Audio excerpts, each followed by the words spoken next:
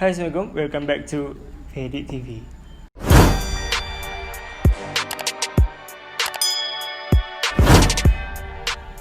Okay, beberapa hari yang lepas kecoh pasal seorang artis ataupun influencer yang terkenal di Malaysia yang aku rasa dia punya followers almost 1.3 ke 1.2 million dah.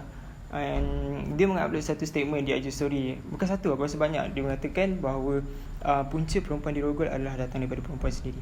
And di sebalik statement tu adalah diselitkan role wife dalam melayan husband. And also ada yang mengatakan bahawa cara dia buat statement tu seolah-olah dia macam cuba backup rogol.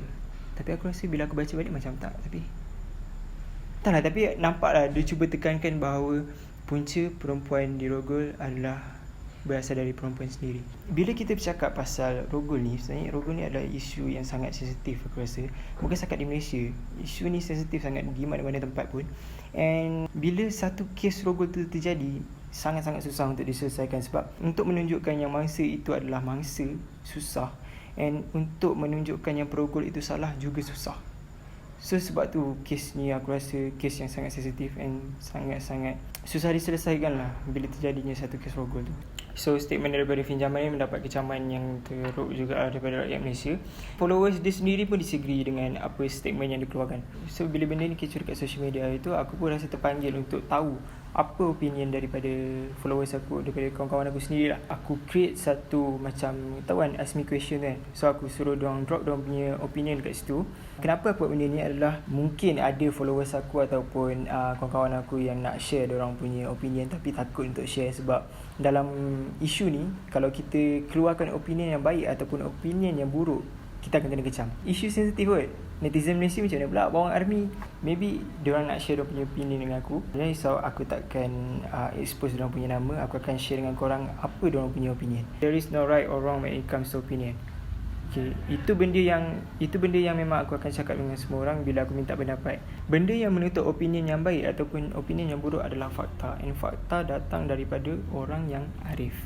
Okay, so kalau korang tak arif, apa yang korang perlu buat adalah respect korang punya opinion, respect pendapat orang. Sebab setiap orang ada pendapat masing-masing and setiap orang pendapat dia orang berbeza. Let's get started. So kita pergi kepada opinion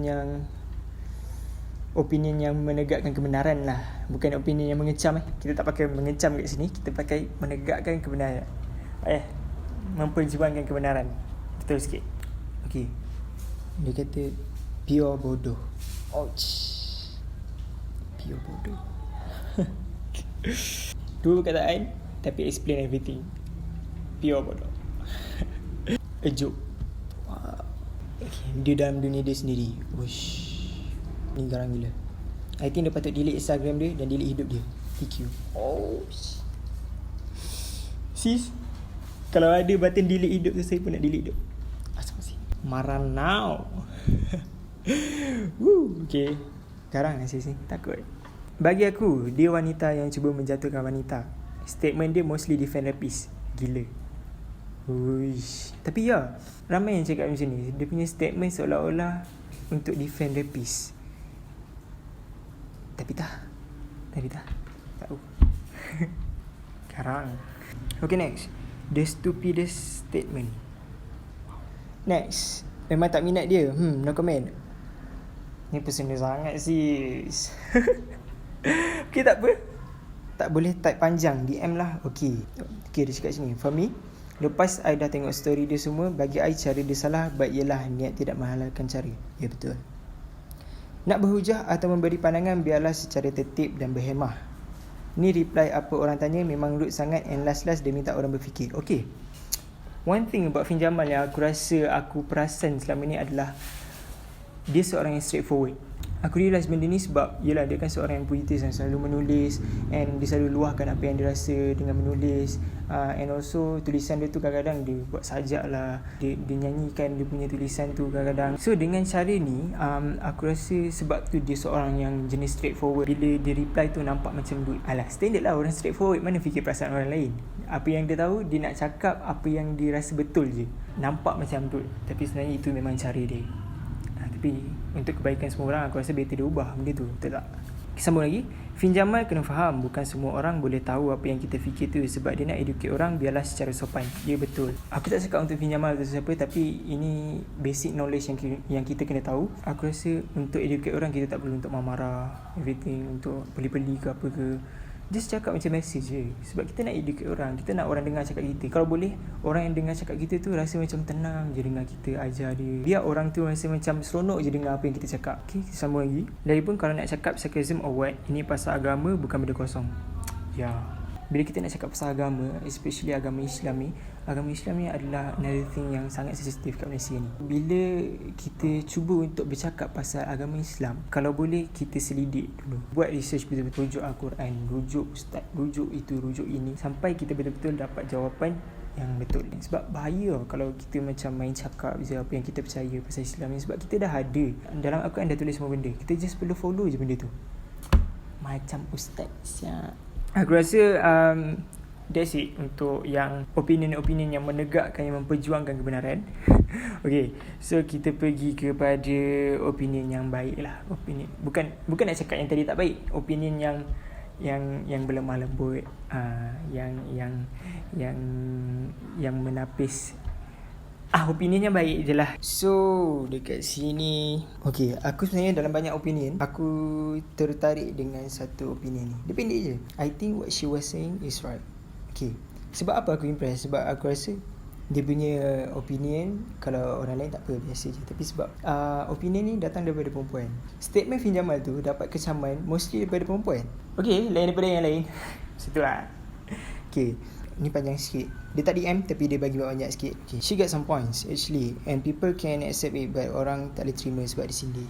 Ya, siapa je boleh terima sindiran Okay, lepas tu dia kata, she acts neutral, not for man or woman, just stand the truth, but the truth hurts. Okay, cakap pasal the truth hurts. Sebenarnya ramai yang tak boleh hidup dengan kebenaran. Wow, kebenaran kau. Tapi betul lah, ramai yang hidup dalam penipuan sebab tak sanggup untuk menerima kebenaran. Tak apa, kita sambung. It's just because people set in their mind that rape is the man's fault. That's why when she act for both, orang nampak macam dia defend lelaki. Oh, macam betul, macam salah. Tapi tak, opinion dia kan. Tak tahu nak cakap apa, takut aku pula kena kan. So okay, bagus, opinion yang bagus. Okay, that's my opinion but creepy sebab dia macam extreme sangat. Risau tu sesat. Ya tu.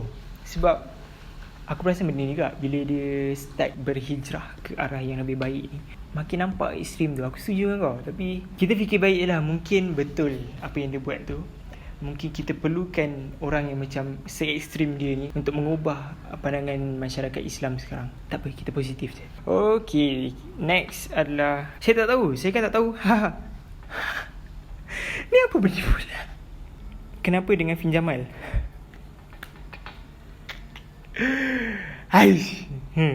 Okay, ni panjang juga.